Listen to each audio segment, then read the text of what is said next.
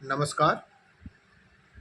जन्म कुंडली किसी भी लग्न की हो और उस कुंडली में त्रिकोण के स्वामियों की युति हो,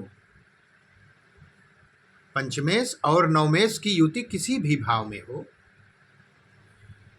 त्रित्रिकोण की लग्न को भी लिया जाता है इसमें, क्योंकि लग्न पंचम और नवम ही त्रिकोण माने जाते हैं।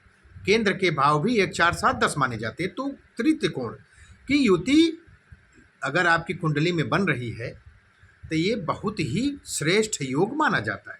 अब इसमें होता है कि शास्त्रों का कहना है कि अगर ऐसी युति है आपकी कुंडली में तो आप मान लीजिए सामान्य घर में आपका जन्म नहीं होगा, आप ऐसे घर में जन्म होगा आपका कि उस घर में पहले से ही सारी सुविधाएं होंगी जिसको आप उपभोग करोगे।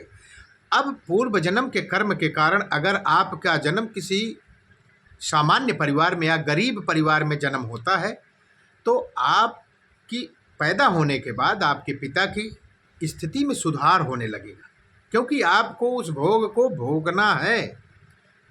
आपको युवा अवस्था पहुँचते पहुँचते आपको सारी सुविधाएं मिलेगी और आप एक राजा के समान जीवन यापन करेंगे, अगर ऐसा योग आपकी कुंडली में किसी की कुंडली में हो।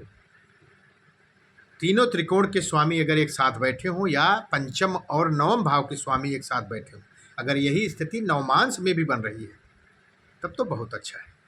सबसे विशेषकर होता है कि नवम में हो या दसम में अगर ऐसी स्थिति बन रही हो तो सर्वश्रेष्ठ माना जाता है।